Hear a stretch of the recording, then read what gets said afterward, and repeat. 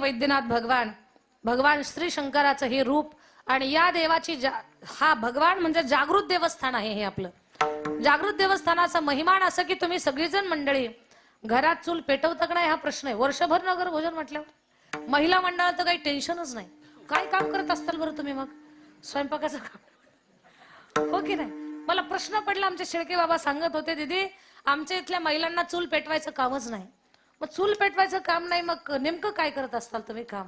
हो ना. चला असं तुम्ही सुद्धा भाग्यवान आहात. या गावात येणाऱ्या सुना सुद्धा भाग्यवान म्हणावे लागतील. आणि ज्या मुलीला स्वयंपाक येत नाही तिला तर आवर्जून हे गाव मिळावं. टेन्शनच नाही स्वयंपाक करायचं. वर्षभर नगर भोजन म्हटलं जायचं फक्त ताटावर बसायचं. बरं आता या गावात तर महिला स्वयंपाक करत नाहीत. मग काय असेल मोठा स्वयंपाक असं आचारी वगैरे लावून करत असतात. पण वाढायचं तरी काम करत असताल ना तुम्ही? वाढायचं पण नाही.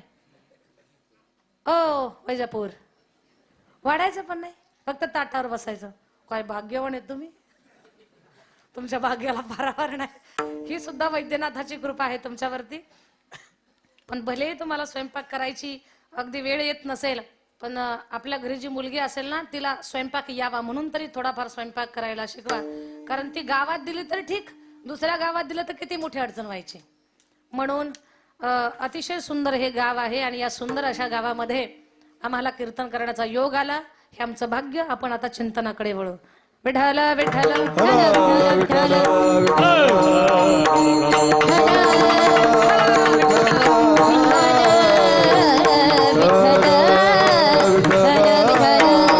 अभंगाचा अर्थ अगोदर तुम्हाला सांगते, लक्षपूर्वक ऐका. काय म्हणतात माझे जगद्गुरु तुकोबाराय अभंगामध्ये? गोड अर्थाचा अभंग आहे. संतांची पायी हा माझा विश्वास, संतांची पायी हा माझा विश्वास. तुकोबाराय म्हणतात आम्ही विश्वास कुठे ठेवला? तर संतांच्या चरणावर ठेवला. सर्व भावे दास झालो त्यांचा, विश्वास ठेवला आणि सर्व भावानं आम्ही त्या ठिकाणी समर्पण केलं, दासत्व स्वीकारलं. समर्पणाची फलश्रुती अशी झाली, तिची माझे हित करीती सकळ, जेने हा गोपाळ कृपा करी. संतच त्या ठिकाणी काय आहेत? आमचं कल्याण करणारे आहेत. तेची माझे हित. संतांना शरण गेल्यानंतर संतांची अशी कृपा आमच्यावरती झाली की जेने हा गोपाळ कृपा करी, भगवंतानी कृपा करावी एवढं आम्हाला पात्र बनवलं. कुणी? संतांनी बनवलं. परमार्थाच्या मार्गावर चालत असताना, परमार्थ करत असताना, साधना करत असताना आपण जर थकलो तर संतांचा भाव आहे का? भागलिया मज वाहतील कडिये, त्यांची यानी जोडे सर्व सुख. थकलो भागलो तर संत आम्हाला उचलून घेतात आणि त्या संतांच्या कृपा प्रसादानं सर्व सुखाची प्राप्ती आम्हाला होते. आता ते सर्व सुख म्हणतात कशाला? त्याचं चिंतन आपण पुढे करणार आहोत. भगवान परमात्माची प्राप्ती होणं म्हणजे सर्व सुखाची प्राप्ती होणं. सर्व सुखाची प्राप्ती होण्यासाठी संतांची शरणागती महत्वाची आहे. आणि संतांना अशा पद्धतीने शरण जा, असा भाव संतांच्या चरणी ठेवा. तुमची अशी अवस्था असली पाहिजे. संतांच्याकडे गेल्यानंतर तुका म्हणे शेष घेईन किंवा सेवन आवडी, वचन न मोडी बोलिले ते.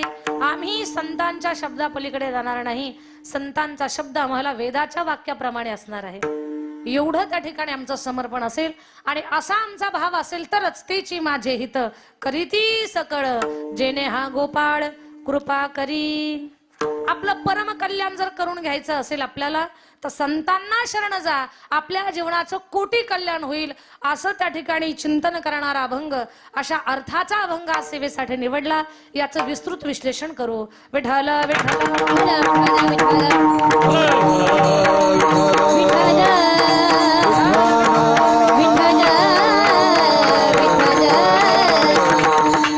अभंग जगद्गुरु तुकोबारायांचा आहे. तुकोबारायांच्या शब्दावर आपण विश्वास ठेवावा की महाराज विश्वास कुठे ठेवा असं सांगतात आपल्याला. याच्यावर आपण विश्वास ठेवण्यासाठी अगोदर तुकोबाराय तुम्हाला समजावून सांगते. तुकोबाराय सामान्य संत नाहीत. जगद्गुरु तुकोबाराय आहेत वारकरी संप्रदायाचा कळस. जगद्गुरु तुकोबाराय आहेत संप्रदायाचं नाक. जगद्गुरु तुकोबाराय आहेत 5व्या वेदाचे निर्माते. आणि जगद्गुरु तुकोबाराय आहेत की ज्यांनी क्रांती केली या मृत्यू लोकामध्ये. सदेह वैकुंठ गमन ही गोष्ट शक्य नाही, अगदी अशक्य ते शक्य असं तुकोबारायांनी करून दाखवलं. अगदी जगद्गुरु तुकोबाराया हे विमानामध्ये बसून वैकुंठाला गेले, असं अद्वितीय ज्यांचं चरित्र आहे असे जगद्गुरु तुकोबाराया अगदी सामान्यातील असामान्य संत आहेत. दिसायला भले आपल्यासारखे सर्वसामान्य वाटतात जगद्गुरु तुकोबाराया, पण तुकोबाराया सामान्यामधून असामान्य संत आहेत. विठ्ठल विठ्ठल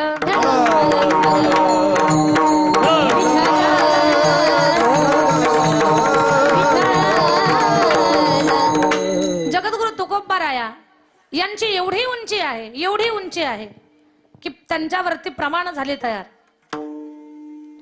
अनुरेनो या थोकडा आकाशाये बडा तुका आकाशाये बडा तुका आकाशाये बडा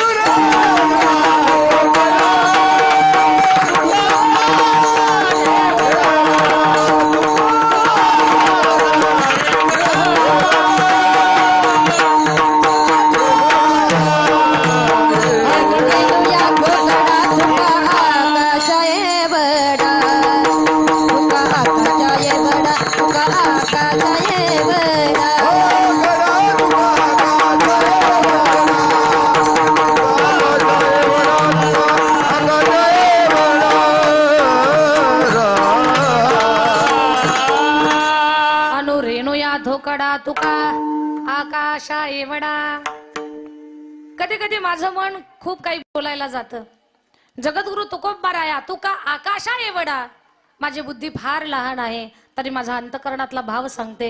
आभाळ सुद्धा ज्यांच्या उंची पुढे ठेंगणं आहे, आभाळ सुद्धा ज्यांच्या उंची पुढे ठेंगणं आहे, एवढे उंच माझे जगद्गुरु तुकोबाराय आहेत. जगद्गुरु तुकोबाराय म्हणजे वारकरी संप्रदायाचा कळस आहेत. जगद्गुरु तुकोबाराय म्हणजे संप्रदायाचं नाक आहेत, नाक की ज्याच्याकडे आपण बोट करू शकत नाही, असं एवढं सुंदर नाक. लक्षात घ्या, या सुंदर नाकामुळे संप्रदायाचं सौंदर्य बहरलेलं आहे. जगद्गुरु तुकोबाराय त्याच्यामध्ये नाक आहे. बर, संप्रदायाची किंवा परमार्थाची नाकाची व्याख्या तरी काय आहे? संप्रदायाचं नाक कशाला म्हणावं? की सरळ ताई तुम्ही म्हणतात की संप्रदायाचं नाक म्हणजे जगद्गुरु तुकोबाराय, पण परमार्थाचं नाक हे कुणाला म्हटलं पाहिजे आपण? तर लक्षात घ्या, त्याची व्याख्या नाथ महाराजांनी केलेली आहे. परमार्थाचे मुख्य बिक निरपेक्षता तेची नासिक. निरपेक्षता याचा अर्थ त्यागी जीवन, वैरागी जीवन. आणि वैराग्य कुणाकडे आहे? तर जगद्गुरु तुकोबारायकडे आहे. म्हणून जगद्गुरु तुकोबाराय हे संप्रदायाचं देखणं नाक आहे, सुंदर नाक आहे. नाक सुंदर असल्यामुळे संप्रदायाचा चेहरा सुंदर आहे. एवढं आकर्षण आहे आपल्या संप्रदायाचं. या संप्रदायाचे उपासक फक्त महाराष्ट्रातच नाही तर महाराष्ट्राच्या बाहेर सुद्धा आहेत. आणि महाराष्ट्राच्या बाहेरच्या लोकांना सुद्धा या संप्रदायाबद्दल आकर्षण व्हावं. जेव्हा आपण हिंदी चॅनलवरती पाहतो, पहा उत्तर भारतातल्या संतांच्या भागवत कथा, रामायण कथा, ह्या कथा ऐकतो ना, तर कुठे कुठे त्यांच्या कथेमध्ये सुद्धा पांडुरंगाचं भजन त्यांनी गायलेलं आपल्याला पाहायला मिळतं. जे मोठे मोठे अगदी इंटरनॅशनल कथाकार आहेत तर ते सुद्धा पांडुरंगाचं भजन करतात. का? तर संप्रदायाचा त्या ठिकाणी तो भाव किंवा संप्रदायाचं देखणे पण याचं महिमान त्यांना त्या ठिकाणी माहिती झालेलं आहे. म्हणून पांडुरंगाचं भजन आपल्या संतांच्या कथा ते त्यांच्या कथेमध्ये सांगतात. एवढा सुंदर आपला वारकरी संप्रदाय आहे. याचं नाक फार सुंदर आहे. सोपं सांगते मी तुम्हाला. जसं माणसाचं सौंदर्य माणसाच्या नाकावरून ठरवलं जातं ना, तसं आपल्या संप्रदायाचं सौंदर्य तुकोबाराय वर्ण, तुकोबाराय रूपी नाकावर्ण मी तुम्हाला समजावून सांगते. बोलण्याकडे लक्ष द्या. माणूस सुंदर आहे कशावरून ठरवतात? वैजापूर झोपले का काय? माणूस सुंदर आहे हे कशावरनं ठरवायचं? झोपल्या का काय? वैजापूरच्या मावशा बोलत नाही, चार्जिंग जास्त झाली का काय? माणूस सुंदर आहे हे कशावरून ठरवतात? तुम्ही पण बोलत नाही, मौन धरलंय का? माणूस सुंदर आहे कशावरून ठरवायचं? तुम्ही बोलल्याशिवाय पुढे जातच नाही मी. जाऊ द्या शेळके बाबा, आजचं कीर्तन इथं थांबलं तरी चालत. माणूस सुंदर आहे हे कशावरून ठरवतात? कानावरनं, डोळ्यावरनं, ओठावरनं, नाकावरनं. कशावरनं? नाकावरून. नाक जेवढं सुंदर तेवढा माणूस दिसायला सुंदर. अगदी ताणलेल्या धनुष्यासारख्या भुवया आहेत, सुंदर कानाची चाफेकळी, गुलाबाच्या पाकळीसारखे गाल आहेत, डाळिंबी सारखे ओठ आहेत, सुंदर गोरा रंग आहे. पण नाक जर पाहायला जावं तर म्हशीनं पाय दिलेला आहे. नाक नाही तेरे वाया गेली हो, नाक नाही तेरे वाया गेली, वाया गेली, नाक नाही तेरे वाया गेली, वाया गेली. हो कायती कराई बत्तीस लागले, नाक नाही तेरे वाया गेली, नाक नाही तेरे वाया गेली,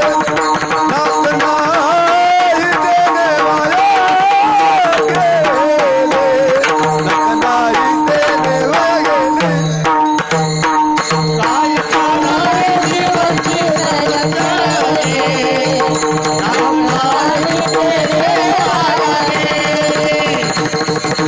नाही तेरे वाया गेली, नाक नाही तेरे वाया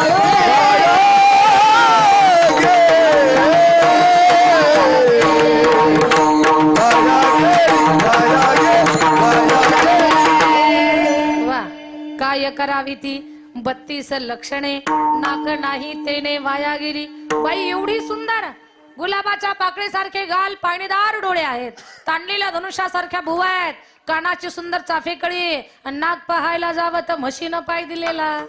त्या रूपाला किंमत नाही. नाक नाही तेने अरे वाया गेले. म्हणजे नाकावरनं माणसाचं रूप ठरवलं जातं. नाक जेवढं सुंदर तेवढा माणूस दिसायला सुंदर. नाहीतर नाकच नसेल तर सुंदर माणूस सुद्धा बंदर असतो. नाक त्या ठिकाणी सुंदर पाहिजे. बोलण्याकडे लक्ष द्या माझ्या, लक्षपूर्वक आहे का दादा? नाक हे कसं असलं पाहिजे? तलवारीच्या धारेसारखं टोकदार नाक असावं. कसं नाक असावं? धारदार. नाकाला असावी धार, नाकाला धार असावी पण धार नसावी. का काहीच कळत नाही तुम्हाला? आता कळलं वाटलं, लेट करंट लागलाय वाटतं. नाकाला धार असावी पण धार नसावी. धारदार नाकाला जर धार असेल 24 तास पाऊस काळ, तर त्याही नाकाला काही किंमत नाही. मृदंगाचार्य महाराज. हा, नाक सुंदर असावं, टोकदार असावं, पण टोकदार नाक कसं असावं? स्वच्छ असावं. स्वच्छ नाकाला किंमत आहे. एक गंमत सांगते तुम्हाला. एक पोरगा ना पोरगी पाहायची सोडून सासूच पाहायचा. का? त्याची त्या डबडबल्या नाकाची अगदी चीड होती त्याला. म्हणून तो म्हणायचा, यदा कदाचित लग्न झालं सासू जर शेंबडी भेटली तर आपल्याला सासरवाडीला जेवायला जाता येणार नाही, आणि आपली काही त्या ठिकाणी सासरवाडीची हौस पूर्ण होणार नाही, लाडू करंजा खायला मिळणार नाहीत. मग हा नेमकी सासू पाहायचा. आई वडील म्हटले, याच्या जर नादी लागलो तर हे असंच मुंजा राहायचं. म्हणून आई वडिलांनी डुप्लिकेट सासू दाखवली. महाराज वरोडकर महाराज डुप्लिकेट सासू दाखवली. लग्न जुळवलं, लग्न झालं याचं. लग्नानंतर 1 महिन्यानं त्याला कळालं आपली सासू शेंबडी आहे. हे सासरवाडीला जाईना. धोंड्याचा महिना आला, पहिला धोंडा म्हणजे जावयाला जेवण, जावयाचा थाट. कारण त्या धोंड्यात, ह्या धोंड्याला पूजा केल्याशिवाय तो धोंडा पावनच होत नाही. म्हणून सारखा फोन, जावाई बुवा कधी येता सासरवाडीला? हे कारण काढायचं. उद्या येतो, परवा येतो, तेरवा येतो. धोंड्याचा महिना संपत आला. आता जावायला नाही, पुरीला फोन लावला. पप्पे अगं कधी येते ग तू? तुझे मालक येत नाही, तुला माहिती नाही? तुझ्या मालकाला 5,000चा ड्रेस घेतला, 5 ग्रॅमची अंगठी घेतली, 25,000चा मोबाईल फोन, 500 रुपयाचा पायातला जोडा. अगं किती थाट केलाय, आणि तुम्ही यायलाच तयार नाही. मुलगी म्हटली, काळजी करू नको आई, मी घेऊन येते त्यांना. आणि मग ही म्हटली, आहो तुम्ही, माझी आई माझे वडील आपल्याला बोलवतात धोंडा जेवायला, तुम्ही का येत नाही तिकडे? हा म्हटला, ग तिकडं जायचं म्हणजे तुझ्या आईला स्वयंपाक करावा लागेल, आणि म्हातारा माणसांना त्रास द्यावा ही काही माझी इच्छा नाही. आणि या 6 महिन्यात तुझ्या हातचं खायची सवय लागली, त्याच्यामुळे आता मला कुणाच्या हातचं जेवण करावं असं वाटत नाही. याला कुठं म्हणता येते तुझ्या आईचं नाक डबडबलेलं आहे? असं म्हणता येईना ना. म्हणून गोड गोड बोलताय. ती म्हटली काळजी करू नका, सगळा स्वयंपाक मी करते, पण चला तुम्ही. हा, तू करत असली तर मी येतो. गेले, दोघे जण आले. काय जावायचा थाट. जावाई म्हणजे सासूला नाकातला मोतीच. ठेवी नाकीचा मोती गहाण, राखी जावयाचा मान. वैजापूर बरोबर आहे की नाही? एवढा जावाई म्हणजे आवडीचा विषय. जावाई आला, बसायला पाठ, ताताला पाठ, अगदी पाठीला पाठ, एवढे पाठ की काय सांगू तुम्हाला. बरा मुखपाठ तिथे गीतेचा पाठ चालू केला नाही सासूबाईनं. आणि मग खूप पाठ चालू झाले. जावयाचा थाट चालू झाला. सासूबाईनं म्हणत होत्या, पप्पे मी हे करू लागते, मी तो स्वयंपाक करू लागते. मुलीनं सांगितलं, आई तू शांत बस, तू काही त्रास घेतलेला तुझ्या जावयाला जमत नाही. कारण त्यांना वाटतं की म्हातारपणाला म्हाताऱ्या माणसांना त्रास नको द्यायला, सगळा स्वयंपाक मी करते. गल्लीतल्या सगळ्या मैत्रिणी बोलावल्या तिनं. आणि कुणी कुरडाई तळतंय, कुणी भजे काढतं, कुणी पोळी लाटतं, कुणी त्या ठिकाणी खीर बनवतं. आमटी, खीर, कढी, वडी, बासुंदी सगळं काही तयार झालं. ताट बनवायला तयार झालं. सासूच्या लक्षात आलं, माझ्या लाडक्या जावायला आमरस कुठं केलाय आणि मी माझ्या जावायला आमरस करणार. फ्रीज मधून आंबे काढले. सांगितलं, पप्पे 2च मिनिटं थांब, 2 मिनिटात मी आमरस करून देते. फ्रीज मधून आंबे काढले, स्वच्छ केले, चीक बाजूला केला, आंबे चुरायला चालू केलं. आणि सासूची जात म्हणजे कधी देवाचं भजन करणार नाही तोंडानं, पण जावायला भजन गायल्याशिवाय राहणार नाही. पातेल्यामध्ये सासूबाई आंबे चुरत होते. आंबे चुरता चुरता जावयाचं गुणगान चालू झालं. आंब्याचा गरस पाणी टाकून केला नास. पण ते म्हणता म्हणता ते कुठं कंट्रोल होत होतं. हो ना, ते कंट्रोल नव्हतं होत. ते मागं वडायचं मग फुर फुर फुर फुर फुर फुर. आंबे चुरता चुरता ते खाली यायचा प्रयत्न व्हायचा मटेरियल, पण ते मागं वडायची बिचारी. आता ते मागं वडायच्या नादामध्ये तिला सटकण्याची भीती वाटली. ते आंबे चुरत होती, काय करावं, रुमाल पटकन सापडना. तेवढ्यात काय झालं, तिनं म्हटली आपण थोडस हातांची मदत घेऊ, आता मनगटाचा रुमाल करू. पातेल्यात असे हात होते, एक हात बाहेर काढला. आंब्याचा गरस फुर, तेच मनगट त्याच्यात बुडवलं आणि हे जावयानं पाहिलं. शेवटचा आंबा चुरला. आंब्याचा रस थेट कोय सटकली आणि रस थेट सासूच्या नाकात. सासू जोरात शिंकली. आच्छी, अवघा रंग एक झाला. महाराज मला पुढे विचारू नका काय झालं. दोन्ही रस एकत्र झाले, आंबट आणि तुरट. असं मिश्रण झालं दादा, तिसऱ्याच प्रकारचं मिश्रण. ते सारण वाटीमध्ये आलं आणि सासूबाई लगबगीत आल्या. थांबा जावाई. काय झालं मामी?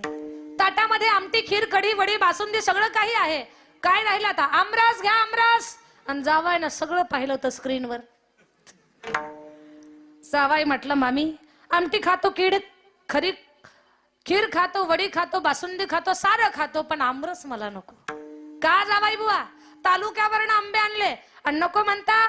1 वाटी तरी आमरस खावा लागेल. अहो हापूस आंबे आहेत, केशर आंबे आहेत, महागडे आंबे आहेत, तुमच्यासाठी आणून ठेवले होते. नाही म्हणू नका, माझ्या हातानं बनवले म्हणूनच सांगतो मामी नको. असं करू नका जावाई बुवा, अर्धी वाटी तरी तुम्हाला आमरस खावाच लागेल. नाही मामी, मला पित्ताचा त्रास आहे, गोळी देते तुम्हाला. मामी जर ही गोळी खाल्ली तर गोळा येण्याची शक्यता आहे, मला आमरसाचा आग्रह करू नका. काय झालं जावाई बुवा? अहो फक्त चव तर पहा. मामी तोंडाची चव निघून जाईल माझ्या, पण मला आग्रह करू नका. असं काय बोलता? 2 चमचे तरी खा. खाल्लं असतं मामी, पण त्यात चमचाभर पडलंय. काय पडलं? सासूची ट्यूबलाईट पेटली. सासू म्हटली जास्त आग्रह करावा तर अंगलट येईल, आपल्या जाहिरात होईल, आधीच कॅमेरे चालू आहे तिथं. मग सासूबाई म्हटल्या ठीक आहे जावाई बुवा, तुम्हाला सहन होतच नसेल तुम्ही खाऊच नका, पपीचा बाप खाईल. पपीच्या बापांनो जरा सामुदायिक जेवण करताना जरा सावध जेवत जा बरं. विठाला विठाला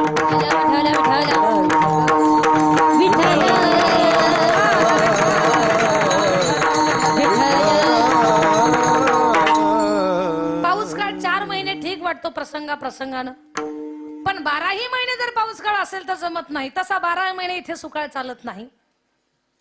म्हणून इथे आमचे संत महात्मे सांगतात, नाक जेवढं टोकदार असणं महत्वाचं आहे, तेवढं ते स्वच्छही असणं महत्वाचं आहे. आणि जगद्गुरु तुकोबाराया हे संप्रदायाचं असं नाक आहे, ते स्वच्छही आहे आणि सुंदरही आहे. तुम्ही म्हणाल कसं? जगद्गुरु तुकोबारायाच्या रूपानं संप्रदायाला जे नाक प्राप्त झालेलं आहे, त्या नाकाला भक्तीचा शेंडा आहे आणि वैराग्याची स्वच्छता आहे. वैराग्याची स्वच्छता आणि भक्तीचा शेंडा प्राप्त असलेलं नाक संप्रदायाचं म्हणजे जगद्गुरु तुकोबाराया. आणि असे जगद्गुरु तुकोबाराया विश्वासानं सांगतात, रे विश्वास ठेवायचा कुठे?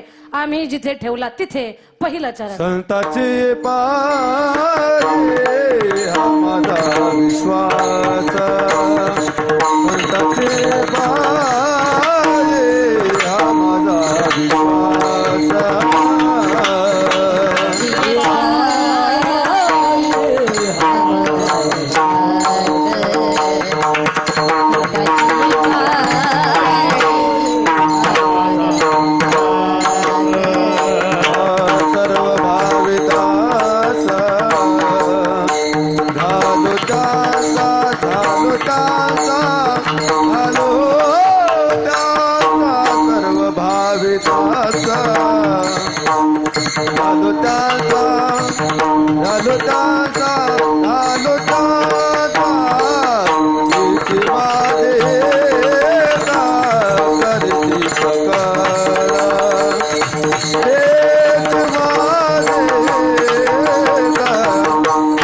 सकळ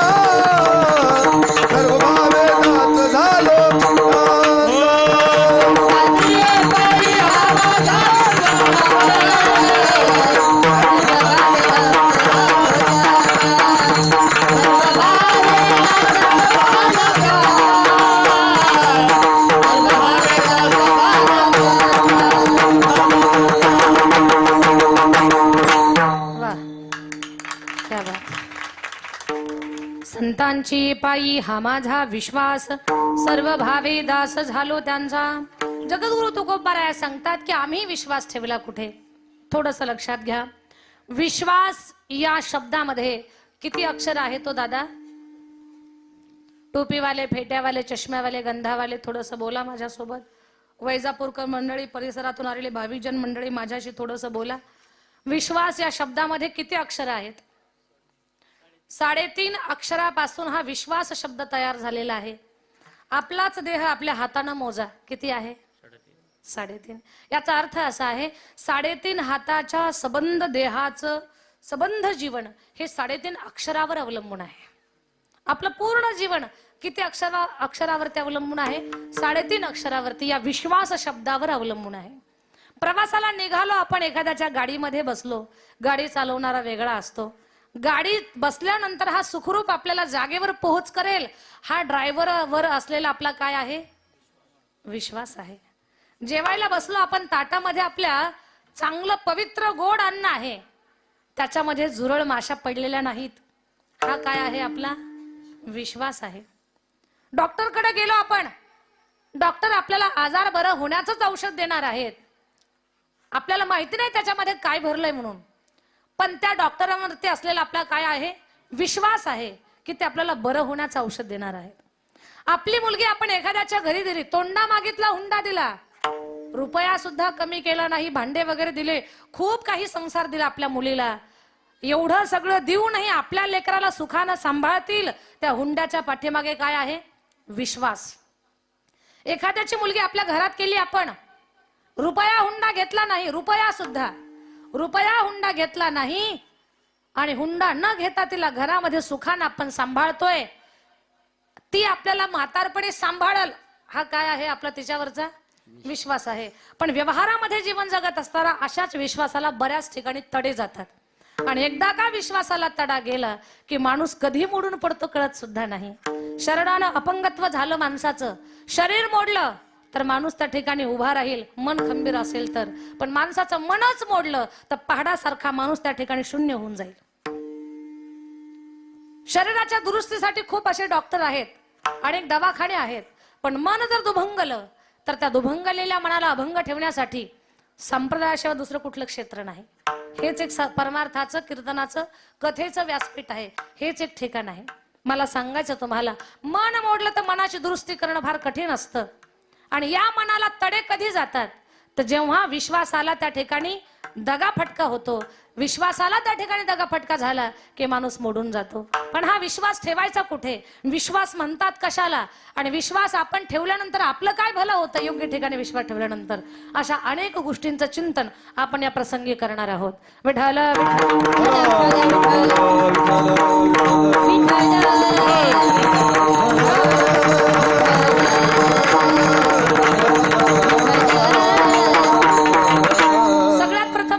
विश्वास म्हणतात कशाला ते समजावून सांगायचा प्रयत्न करेन. एक गोष्ट आहे का, विश्वास या शब्दाचा प्रयोग आपण सकाळी उठल्यापासून झोपेपर्यंत करतो. विश्वास विश्वास विश्वास विश्वास. महिला मंडळ एकमेकीला बोलत असताना म्हणतात, विश्वास ठेवा माझ्यावर, नाकात न द्या. अगदी दुसऱ्याच्या त्या मैत्रिणीच्या मुलाचं लग्न लावून येते आणि जशी घेऊन गेले न तशीच वापस आणून देते. मग ती बाई मालकाची नजर चुकवून आपल्या मैत्रिणीला नथ देते, वापस आणून देईल. हा आहे विश्वास. मी हे का बोलते आहे तुम्हाला, सकाळी उठल्यापासनं रात्री झोपेपर्यंत दिवसभरात कितीतरी वेळा आपण विश्वास शब्दाचा प्रयोग करत असतो, विश्वास शब्दाला वापरत असतो. पण खरं सांगा मला, खरंच या विश्वास शब्दाचा अर्थ कळालाय का आपल्याला? विश्वास म्हणजे काय याचा अर्थ अगोदर समजून घ्या. विश्वास शब्दाचा अर्थ किंवा त्याची जाणीव मी तुम्हाला एका उदाहरणातून करून देईल. लक्षपूर्वक ऐका. प्रसंग आहे श्रीकृष्णाच्या भक्ताचा. त्याच्या चरित्रातली गोष्ट सांगते मी तुम्हाला. विश्वास म्हणतात कशाला? भगवान गोपाल कृष्णाचा असा एक भक्त आहे की त्याचा पूर्ण परिवार भगवान श्रीकृष्ण परमात्माची भक्ती करतोय. आणि तो भक्त असा आहे की तो रात्रंदिवस भगवान श्रीकृष्ण परमात्माच्या नामाचं चिंतन करतोय. त्याचं तोंड गोविंदाचं चिंतन करता नवल नाही, त्याची केस सुद्धा कृष्ण कृष्ण म्हणतात. एवढं चिंतन करणारा भक्त रात्रंदिवस भजन. काय भजन? मेरो राधा रमण गिरिधारी गिरिधारी श्याम बनवारी. मेरो राधा राधा राधा राधा राधा मेरो राधा रमण गिरिधारी गिरिधारी श्याम बनवारी. त्याचं चिंतन भगवंताचं तो भक्त असं करतोय. जय जय राधा रमण हरी बोल, जय जय राधा रमण हरी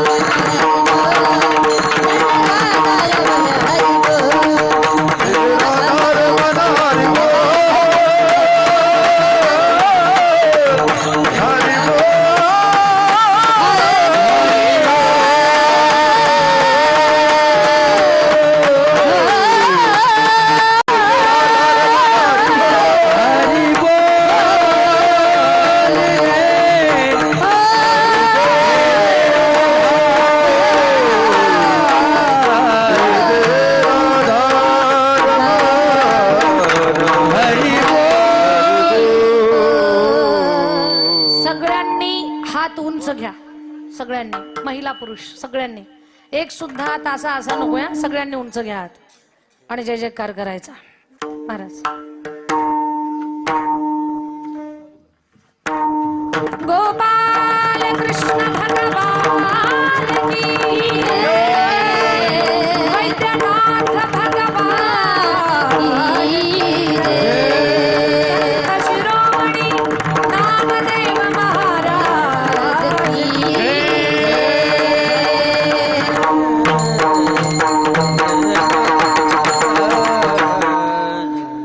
गोड भजन केलं तुम्ही सगळ्यांनी. जय जय राधा जय जय राधा जय जय राधा रमण हरी बोल. जय जय राधा रमण हरी राधा रमण राधा राधा. आपल्या या कीर्तनासाठी आदरणीय हरिभक्तपरायण महाराष्ट्रामध्ये जो आवाज घुमतोय, अभ्यास आणि तयारी, याचबरोबर संप्रदायाची सेवा आणि संप्रदायाला नवीन त्या ठिकाणी गायक मंडळी देणं, कीर्तनकार देणं, ही खूप मोठी सेवा जे करत आहेत तसे आदरणीय हरिभक्तपरायण उद्धवजी महाराज शिंदे महाराजांचं आगमन झालेलं आहे. आणि त्याचबरोबर बरंच मला वाटतं तुमचे सहकारी विद्यार्थी असतील, याच्यामध्ये मला परिचय नाहीये कोणाचा. सगळ्यांचं या ठिकाणी या वैजापुरकरांच्या वतीनं स्वागत आहे. विठ्ठल विठ्ठल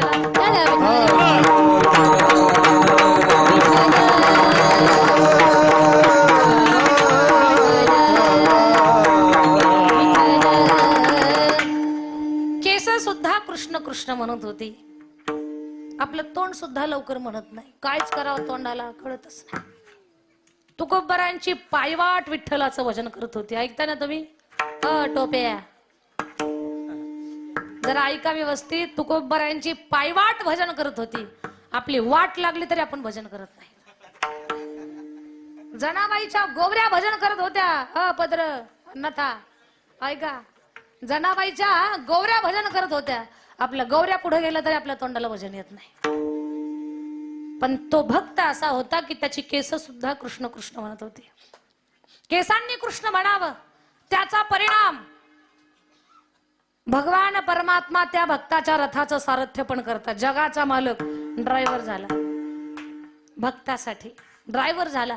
एवढं प्रेम भगवंतानं सुद्धा केलं. पण तेवढं प्रेम मिळवण्यासाठी याना अगोदर समर्पण होतं याचं. त्याची केस सुद्धा कृष्ण कृष्ण म्हणत होती. असा असणारा कुंतीचा 3ऱ्या क्रमांकाचा पुत्र, भगवंताचा निस्सीम भक्त, श्रेष्ठ धनुधारी. नाव तुम्ही सांगायचं मला त्याचं. अर्जुन. जागे आहात तुम्ही? अर्जुन हा श्रेष्ठ धनुधारी एवढा निस्सीम भक्त होता की केस सुद्धा कृष्ण कृष्ण म्हणत होती. आपल्याला माहितीये महाभारताचा रणसंग्राम चाललेला होता. वरुडकर महाराज, महाभारताचा रणसंग्राम चाललेला होता. थोडस दम्मानं बसा. महाभारताचा रणसंग्राम होता. एकीकडनं कौरव होते, एका बाजूनं पांडव होते. रणभूमीवरती कौरवांकडची बलाढ्य योद्धे मरत होते. सर सेनापती पितामह भीष्म होते. आणि दुर्योधनाच्या काही गोष्टी लक्षात आल्या, कारण तो सुद्धा कूटनीतीमध्ये तरबेज होता. आला पितामहांच्याकडे. पितामह, जे पाहतोय ते डोळ्याला पाहवत नाही. असं वाटतंय तुम्ही फक्त शरीरानं आमच्याकडून आहात, तुमचं मन पांडवाकडून आहे. मनोमन तुम्हाला वाटतंय विजय पांडवांचा झाला पाहिजे असं वाटतंय तुम्हाला. दुर्योधना असं का बोलतो? का बोलतो? पांडवाकडचा एकही बलाढ्य योद्धा मरत नाही. तुम्ही सरसेनापती असताना आपल्याकडचे मोठे मोठे योद्धे मरतायत असं का? आणि याच्यातून आम्ही काय घ्यायचं? जिथपर्यंत आमची बुद्धी चालते तिथपर्यंत आम्ही मत मांडलेलं आहे. मला वाटतंय की तुमचं सुद्धा मन आहे विजय पांडवाचा झाला पाहिजे. सत्यव्रतधारी पितामह भीष्म सहन झालं नाही या दुर्योधनाचं टोचून बोलणं. काही लोकांना टोचून बोलण्याची सवय असते. त्यातलाच एक दुर्योधन. दुर्योधनाचे शब्द खूप लागले पितामहांना आणि पितामहांनी शपथ घेतली. अर्जुन समोर होता, भगवान समोर होते, सगळे पांडव समोर होते. हा दुर्योधन कौरवांचे सगळे ज्येष्ठ त्या ठिकाणी सैन्य समोर होतं आणि पितामहांनी शपथ घेतली, सिंह गर्जना केली. दुर्योधना हा गंगेचा पुत्र, शांतनु पुत्र भीष्म शपथ घेतोय की उद्या सूर्य अस्ताला जाईपर्यंत पृथ्वीवर एकही पांडव राहणार नाही. घेतली शपथ. शपथ जेव्हा घेतली एवढा आनंद झाला कौरवांना. फक्त फक्त गुलाबजामुन तोंडात सोडायचे आणि फटाके फोडायचे राहिले का? शपथ होती भीष्माची, ती तुमची आमची शपथ नव्हती. आपण हे शपथ घेतो, आपण हे प्रतिज्ञा करतो, चाललो मी घर सोडून. खांद्यावर पंचा, खिशात मोबाईल, चाललो घर सोडून. डोक्यावरचा चष्मा डोळ्याला लावत, नाही थांबणार घरात. बाईनं म्हणावं, अहो असं का करता तुम्ही? काय झालं? पप्यानं माझा चौकात अपमान केला. आपलंच लेकरू आहे, नाही थांबत घरात मी. अहो बकऱ्या कोण सोडणार? मला माहित नाही ते, चाललो घर सोडून. असं करू नका. अहो आपलं ते आपलं असतं, असं रागवायचं नसतं. नका रागू, चाललो घर सोडून. म्हातारी पण वैतागली, घेतली पिशवी म्हाताऱ्याच्या कपड्याची, फेकले दरवाजाच्या बाहेर, जा मारा. हे म्हणतं जाऊ दे आता, तू म्हणती तर थांबतो घरात, नाही जात पुढच्या वेळेला पाहू आता. ह्या प्रतिज्ञा आपल्या आहेत, पण ती प्रतिज्ञा होती भीष्मांची. उद्या सूर्य अस्ताला जाण्याच्या आत पृथ्वीवर एकही पांडव राहणार नाही, प्रतिज्ञा घेतली. कौरवांना आनंद झाला. महाभारताच्या युद्धाची सांगता उद्याच होणार, कारण एकही पांडव राहणार नाही ही प्रतिज्ञा भीष्माची आहे. सगळे कौरव आनंदामध्ये आहेत, पांडव शांत आहेत, सैन्य सगळं शांत आहे, सगळे झोपलेले आहेत. पण जगाच्या मालकाला झोप येईना. विश्वाचा मालक या अंगावरनं त्या अंगावर, त्या अंगावरनं या अंगावर. अर्जुनानं नित्याचा नियम केला, चिंतन केलं, श्रीकृष्णाचा नामजप केला, झोपी गेला अर्जुन. देव रात्रभर तळमळत होता की आता माझ्या अर्जुनाला मी कसं वाचवू. भगवान परमात्मा ब्रह्म मुहूर्तावरती पहाटेच्या वेळेला, ज्या वेळेला साखर झोप असते त्यावेळेला आले अर्जुनाकडे आणि अर्जुनाला उठवतात. अर्जुना उठ, अर्जुना मी तुम्हाला विश्वास समजावून सांगते बरं, लक्ष राहू द्या. विश्वास समजावून सांगण्यासाठी मी तुम्हाला अर्जुनाचं उदाहरण देते. भगवान उठवतात अर्जुनाला, अर्जुन गाढ झोपलेला होता. उठ अर्जुना उठ. देवा का उठवतो श्रीकृष्णा मला? कन्हैया अरे का साखर झोप मोडतोस माझी?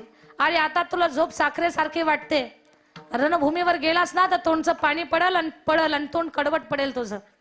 असं का बोलता देवा सकाळी सकाळी? अरे अर्जुना रणभूमीवरती भीष्मांनी प्रतिज्ञा केलेली तू ऐकली नाही का? म्हणे ऐकली ना. काय प्रतिज्ञा केली? म्हणे उद्या पृथ्वीवर एकही पांडव राहणार नाही, ही प्रतिज्ञा केली. म्हणे तुला माहिती आहे? म्हणे माझ्या समोर प्रतिज्ञा केली आणि मला कसं माहिती नाही? म्हणजे अर्जुना उद्या पांडव मरणार आहेत हे तुला माहिती आहे? हो म्हणे 100% मरणार आहेत. आणि तू कोण आहेस? म्हणे 3ऱ्या क्रमांकाचा पांडव मीच. माझा नंबर जरी जन्माला येताना 3रा असेल तर मरायला माझा 1 नंबर आहे. अर्जुना उद्या तू मरणार आहे? हो देवा मी मरणार आहे. मग तू मरणार आहे हे तुला माहिती आहे, तरी तुला गाढ झोप लागलीच कशी? देवानं प्रश्न केला. बरोबर आहे देवाचा प्रश्न. आपल्याला फोन यावा, हॅलो बोला कोण बोलतोय? यमराज बोलतोय. हातातला फोन कधी गळून पडेल कळणार सुद्धा नाही तुम्हाला. आणि तुम्ही विचारायचं धाडस सुद्धा करणार नाही, यमराज महाराज कसे आहात तुम्ही, आणि मग तुमची स्वारी कधी वैजापूरला, असं म्हणताल काय तुम्ही? नाही म्हणू शकत आपण. यमाचं नाव जरी ऐकलं तरी भीती वाटते आपल्याला. आणि आपल्याला कळावं उद्या आपण मरणार आहोत तर आपल्याला झोप कसली येईल? मरणाचं जाऊ द्या दादा, फक्त कळावं आपल्या घरावर उद्या दरोडा पडणार आहे, झोप येईल का आपल्याला? नाही येऊ शकत झोप. मरण कळालं, संकट कळालं, माणसाची झोप पळून जाते. या अर्जुनाला माहितीये उद्या 100% मी मरणार आहे, हे माहिती असताना सुद्धा अर्जुनाला झोप लागलीच कशी? हा देवानं अर्जुनाच्या पुढे मांडलेला प्रश्न आहे. माझ्या अर्जुनानं उत्तर काय दिलं आहे का? भगवान म्हणतात अर्जुना उद्या तू मरणार आहेस रे बाबा, हे तुला माहितीये, तरी पण तुला झोप लागलीच कशी? अर्जुन म्हणतो देवा या प्रश्नाचं उत्तर ऐकायचं ना तुम्हाला, ऐका.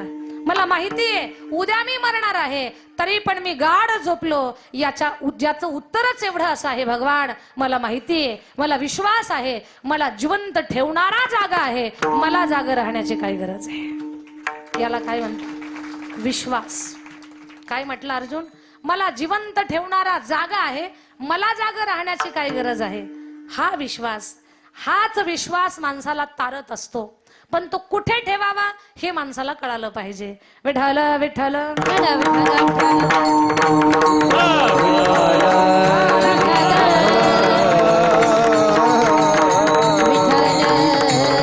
आता ही महाभारताची कथा इथून पुढे खूप मोठी आहे, पण त्या दूरच्या कथेपर्यंत आपल्याला जायचं नाही. आपल्याला कुठपर्यंत घ्यायचं की अर्जुनाचा देवावर असणारा विश्वास.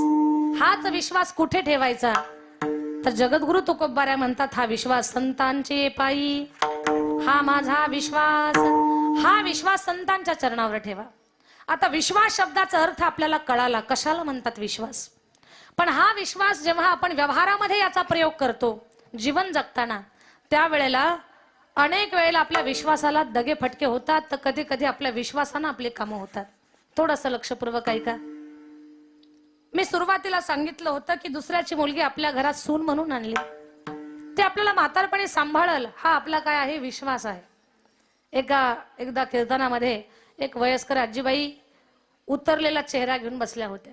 असा चेहरा झाला होता त्यांचा जणू काही घड्याळाचे सर्व काटे एका जागेवर आले होते. घड्याळाचे सर्व काटे एका जागेवर येतात आणि काट्यांचं टोक वरच्या दिशेला असतं, तेव्हा घड्याळात किती वाजतात?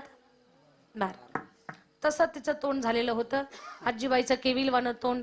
मी कीर्तन संपल्यावर विचारलं आजीला, आजी एवढ्या उदास का आहात? आजीनं लगेच सूर काढला. दीदी कसं सांगू तुम्हाला? म्हटलं सांगा ना मला, काय दुःख आहे तुमचं? काही म्हाताऱ्याचा त्रास आहे का? त्याची काय हिंमत आहे? कचराच म्हातारपणाला. इथल्या चांगल्या आहेत, तुमचं काही सांगत नाही, आमच्या तिकडचं सांगते. त्याची काही हिंमत नाही, माझं म्हातारा खूप चांगलं आहे. बर, पोरगा माझ्या पोरासारखा अख्ख्या वैजापुरात पोऱ्या नाही, एवढा गोड पोऱ्या आहे. फक्त बायकोचा ऐकतो, एवढाच दुर्गुण आहे. मग तुमचं ऐकायला पाहिजे का? फक्त बायकोचा ऐकतोय. मग आजी कुणाचा त्रास आहे तुम्हाला? नातवंड काही त्रास देतात का? दीदी सोन्यासारखी नातवंड आहेत माझी, सोन्यासारखी. जसं त्यांना कळायला लागलं, शाळेत जायला लागली, वहीचा आणि पेनचा आणि त्या पेन्सिलचा खर्चच नाही आमच्या घराला. म्हटलं करतात काय? शिक्षकाच्या लेकराचे वह्या पेन पुस्तकं आपल्या दप्तरात घेऊन घरी येतात, एवढी चांगली आहेत. म्हटलं काय संस्कार आहेत आजीचे. म्हटलं आजी नातवंड मनासारखी आहेत, पोरगा मनासारखा आहे, म्हातारा तुमच्या ताब्यात आहे, मग त्रास कुणाचा आहे? सुनाचा काही त्रास आहे का? कसं सांगू तुम्हाला? मोठ्यानं रडायला लागली माता. कसं सांगू ताई तुम्हाला? म्हटलं नेमकं काय? डोक्याला तेल नाही, भाजीला तेल नाही, अंगाला साबण नाही, पहा ना घ्या ना वास. माझ्या नाकाला लावायला लागली म्हातारी. म्हटलं जी माझ्या नाकापर्यंत थोडं घेऊन पहा. म्हटलं नको, फक्त तुम्ही सांगा मला. दीदी अंगाला साबण नाही, कपड्याला साबण नाही, डोक्याला तेल नाही, भाजीला तेल नाही, एवढी माझी दुरावस्था आहे. आई आजी सून जवळच्या नात्यातली आहे का लांबच्या नात्यातली? सख्या भावाची. म्हटलं म्हणूनच गणित फसलं तुमचं. सख्या भावाची म्हणजे भाशी, आणि भाशीनं दाखवली म्हण आपल्याला पाठ आहे. सख्या भावाची विश्वासानं आणली घरात आणि 6 महिन्यात माझी तऱ्हा केली तिनं. 6 महिन्यात. म्हटलं आजी एवढ्या त्रासात आहात, टेन्शन मध्ये आहात, मग घराचा विचार करू नका, चला माझ्यासोबत चकलंब्याला. मुलींची संस्था आहे माझ्याकडे, निवांत राहा संस्थेवरती, हरिपाठ करा, काकडा करा, लेकरांच्या सोबत चांगल्या राहा. म्हातारीने यायला पाहिजे की नाही? एवढं दुःख आहे म्हटलं.